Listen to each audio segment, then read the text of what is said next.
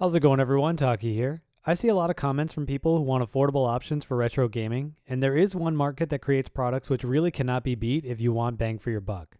Requiring only a controller to get started, Android TV boxes provide exceptional value thanks in large part due to intense competition that drives down prices, and significantly larger economies of scale compared to smaller gaming companies. Today we're going to take a look at 3 different products in the under $50 category that I think provide good value for what they can do. This is more so focused on the processors themselves than the actual boards that you'll see in this video, so you might find cheaper products if you look around. These are just the ones that I've personally bought for my own testing purposes. On the low end, we have the X96 Mate with the all-winner H616 processor. This is one of the only chips on this list that you can also get in an SBC form factor for under $50 with the Orange Pi 02. The X96 Mate comes with the all-winner H616 CPU and a Mali G31 MP2 GPU running on Android 10. The box that I have includes 4 GB of DDR3 RAM with 32 GB of eMMC flash storage, and I bought mine for around $29. You can also get this processor in the Pi 02 with 1 GB of DDR3 RAM and no eMMC storage for around the same price.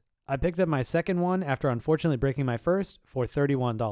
Out of all of the boards that I'll show you in this video, this is the only one with a heatsink not directly attached to the processor, but it still functions well enough to keep this from throttling. The ports on these boxes are fairly standardized with the usual options like Ethernet and HDMI video out. The only real unique thing about this board is that it allows you to run root commands through one of the USB ports if you turn on USB debugging. On the 02, we drop one full-size USB port and swap out our full-size HDMI out for a micro one. SBCs typically do not include HDMI cables in the box like TV boxes do, so that'll be another purchase that you'll have to make if you don't already have a cable. You can keep things bare bones with SBCs, but I did go out and buy a case for this along with some cheap passive heatsinks. In the middle of this price range, we have the N5 Max with the Amlogic S905X3 processor. This box has the same GPU as the H616 and it runs on Android 9. The box that I have includes 4 GB of DDR3 RAM with 32 GB of eMMC flash storage, and I bought mine for around $37. Most of the game footage for this video came from this board because I like it the most out of the 3. You can bump up from the N5 Max with the Banana Pi M2 Pro. The board that I have here comes with 2 GB of LPDDR4 RAM and 16 GB of eMMC storage, also running on Android 9. The board is outside the price range of this video, but I did want to show it as an alternative option with the same CPU. I took the heatsink off the N5 Max for the teardown, but it did come with one, and it did do a good job of keeping this thing cool under load. Everything else on the board is fairly standard, but we do lose support for root access over the USB port, but that doesn't really matter since this board has a root switch in the software itself. Unlike the Pi 02, the M2 Pro has basically the same ports as the TV box, with the only annoyance being that the board is powered by a DC jack that isn't included in the box. You can power the board from the micro USB port, but the board will crash if you try to pull too much power. And finally, on the high end of this price range, we have the HK1 R box. This box comes with the RK3566 CPU and a Mali G52 2EE GPU running on Android 10. The box that I have comes with 4 GB of LPDDR4 RAM and 32 GB of eMMC flash storage, and I bought mine for around $46. If you go far outside the budget of this video, you can get this processor in the ROC 3566 with the same configuration and better software. The HK1 comes with the biggest passive heatsink of the 3 boards in this video, and it does a great job of keeping this thing at reasonable temperatures under heavy load. As far as the RK3566 is concerned, I prefer the SBC over the TV box due to the small form factor. This processor can get pretty toasty without a heatsink, so I've added a few passive components to the board to help. With the exception of the RK3566, all of the products in this video will perform generally about the same when it comes to emulation, so there isn't really a bad option to go for in the bunch. Obviously, if you branch out from emulation, you might see some differences, but these processors are nearly identical. And as I've already mentioned, I'm going to film most of this video on the N5 Max, largely due to the fact that it has a useful hardware monitor at the top of the screen and a root switch inside the settings menu. This next part really isn't necessary, but some TV boxes come with really bad default launchers, so if you don't like the look of the one that you have, you can always replace it with a different one. I've installed the lean back launcher on the N5 to make it look more like a standard Android TV UI. Now that we have that out of the way, it's time to set up our front end to showcase all of our ROMs. For this, I'm going to use Dig since it's free and easy to use. Once it's loaded, simply go to Options and then go down to Themes to install a custom theme. After they are installed, use the Select Theme option to load them. There are a lot of themes that you can get for Dig that make it resemble UIs used in gaming products, and this is a quick and easy way to turn a TV box into a full-fledged gaming product. After you've picked a theme that you like, go back to the options menu and select the manual scan option under ROM scanning to start adding your ROMs to Dig. I'm going to path over to my SD card and allow it to scan the entire thing for ROMs. If you're adding a lot of games, you can check the status of the whole process by clicking the wrench in the top corner. After you're done, you should find all of your ROMs placed inside individual system directories with box art or screenshots for each game. Beyond setting up Dig, you are going to need to install the emulators that you want to use for each system. For the most part, this will almost entirely be done through RetroArch by downloading the cores that you want to use. I did a full video on configuring specific emulators in another video linked on screen now if you need any help. If you already have your own ROMs, you can get from start to finish with configuring a TV box as a console in well under an hour, which is not a lot of work to save yourself a lot of money compared to other products. Now that we've got a front end for our emulators, let's take a look at what you can do for under $50. Super Nintendo is going to run like a breeze on any of these chips using the current SNES 9X core, as is Sega Genesis.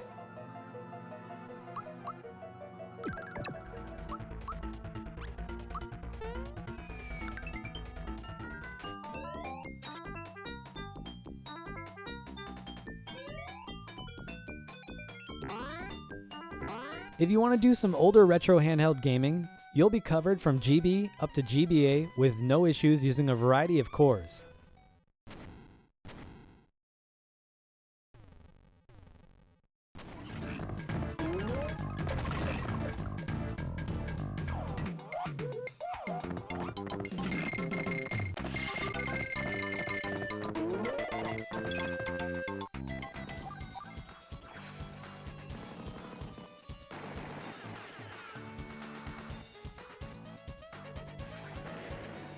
You have a lot of options and pathways to take for PS1 emulation, including upscaling the games, but you can keep things simple and run with the rearmed core without much fuss.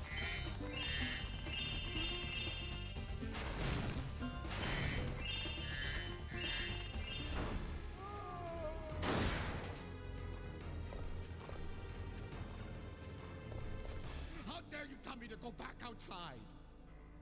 I'm sorry about... Depending on the game that you want to play, I would categorize Dreamcast as generally playable. If you want a better experience than this, you'll have to buy a more expensive Android TV box or spend some time messing with configuration settings.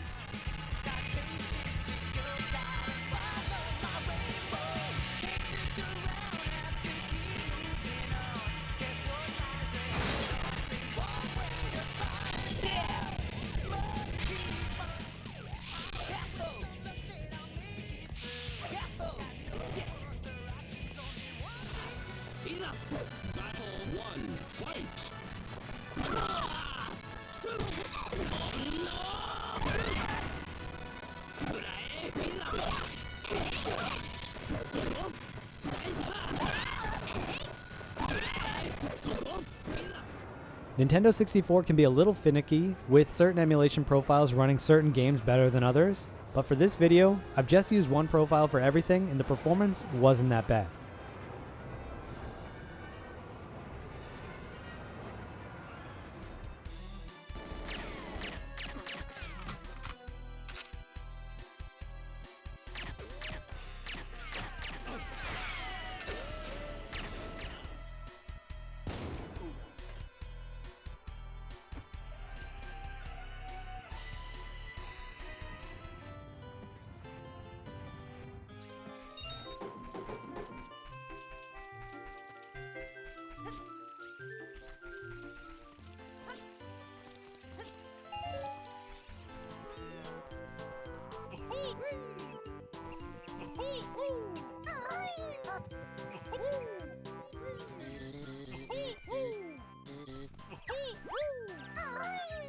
The higher end of PSP is going to be out of reach for this price range, but you will have enough power to play many PSP games.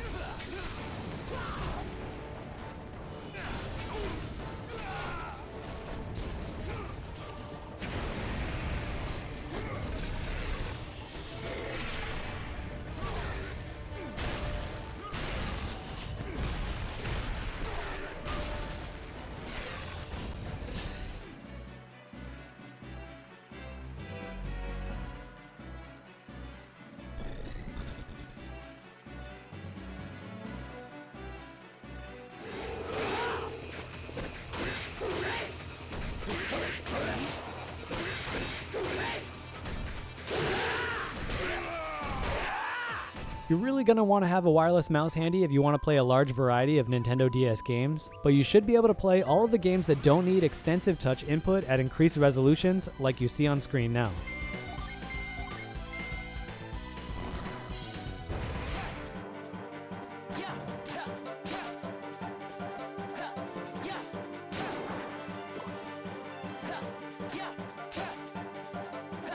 And finally, I wanted to take a look at GameCube since the RK3566 products that I have can support the emulator.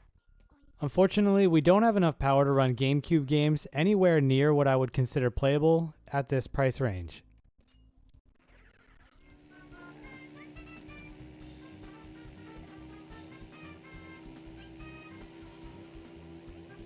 Most of your gaming use with these TV boxes is going to come from emulation, but there are a small number of Android games with controller support that you'll be able to play. Generally, I'm in favor of recycling old tech for retro gaming over buying something new, but there aren't many old phones that support video out, so these boxes can be a great option if you want to do some couch gaming. Add in the fact that they can do double duty as a media box and you've got yourself a pretty cheap all-in-one product. Hopefully this video shows that you can really do a lot of gaming for next to nothing. I'll have a full list of the games that I've featured in this video down below, along with the boards that I talked about. If you have any questions or comments, leave them down below and I'll do my best to get back to you. I appreciate all the support that I get on this channel. Happy gaming everyone. Taki out.